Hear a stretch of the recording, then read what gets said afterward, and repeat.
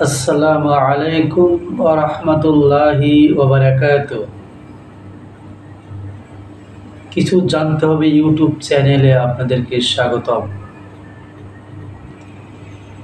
আমরা প্রতিনিয়তই কোরআন এবং সহিহ হাদিস থেকে কিছু আলোচনা করে থাকি।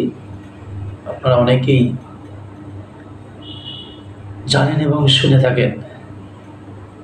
আমি আশা করব আমাদের চ্যানেলে প্রতিনিয়তই যে ভিডিওগুলো যেয়ে থাকে, আপনারা চ্যানেলটা সাবস্ক্রাইব করে নিলে খুব সহজেই আমাদের আলোচনাটি আপনারা শুনতে পাবেন ইনশাআল্লাহ। আমরা আজকে যে আলোচনা করব সরাসরি কোরআনের আয়াত থেকে। আলোচনার বিষয়বস্তু হবে মানুষের যে আফসোস থেকেই যাবে কিন্তু কোনো লাভ হবে না, এই বিষয়ে আমরা কোরআন থেকে 16টি আয়াত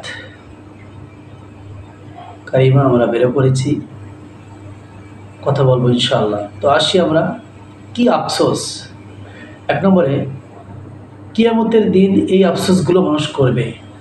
তো আসি, যদি আবার দুনিয়ার জীবনে ফিরে যেতে পারতাম। সূরা আনআম আয়াত নম্বর 27। 2 নম্বর, হাই যদি শিরক না করতাম। সূরা কাহাফ আয়াত নম্বর 42।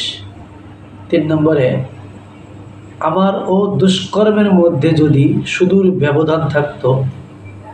সূরা আল ইমরান আয়াত নম্বর 30। 4 নম্বরে, হাই যদি ঈমানদারদের সঙ্গী হতাম। সূরা নিসা আয়াত নম্বর 73। 5 নম্বরে, হাই দুর্ভোগ আমার অমুককে যদি বন্ধু না বানাতাম। সূরা আল ফুরকান আয়াত নম্বর 28।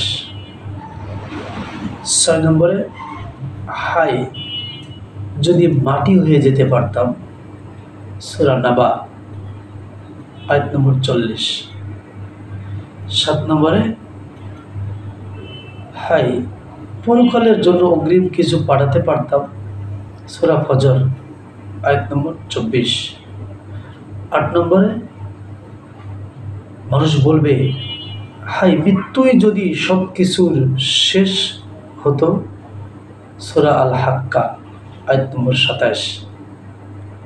9 নম্বর, যদি আমাদের বড়দের ও নেতাদের অনুসরণ না করতাম। সূরা আল আহজাব আয়াত নম্বর 67। 10, হাই আমরা যদি আল্লাহ ও তার রাসূলের অনুগত হতাম। সূরা আহজাব আয়াত নম্বর 66। 11, যদি আমরা নিজেদের বিবেক বুদ্ধিকে কাজে লাগাতাম। সূরা মুলক আয়াত নম্বর 10। 12, যদি আল্লাহর স্মরণে মগ্ন থাকতাম। সূরা যুখরুফ আয়াত নম্বর 36। 13 নম্বর, যদি আমলনামা না দেয়া হতো। সূরা আল কাহাফ আয়াত নম্বর 49। 14, হাই যদি শয়তানকে বন্ধুরূপে গ্রহণ না করতাম। সূরা যুখরুফ আয়াত নম্বর 38। 15, আমি যদি আমার হিসাব না জানতাম। সূরা আল হাক্কা আয়াত নম্বর 26, যে হিসাব মানুষকে কাল কিয়ামতের মাঠে দেওয়া হবে। 16, আমরা যদি মুসলিম হতাম। সূরা আল হিজর আয়াত নম্বর 2।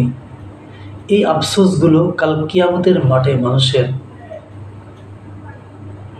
হতে থাকবে, কিন্তু এই আফসোস হয়ে মানুষের কোনো লাভ হবে না, শুধু আফসোসই রয়ে যাবে। আল্লাহ আমাদেরকে কাল কিয়ামতের মাঠে এই আফসোস না করে বর্তমানে যেন এই আয়াতের অনুসরণ করে চলতে পারি, এ তৌফিক তুমি আল্লাহ আমাদেরকে দান করো। শুকর বলি আল্লাহুম্মা আমিন। আসসালামু আলাইকুম ওয়া রাহমাতুল্লাহি ওয়া বারাকাতুহু।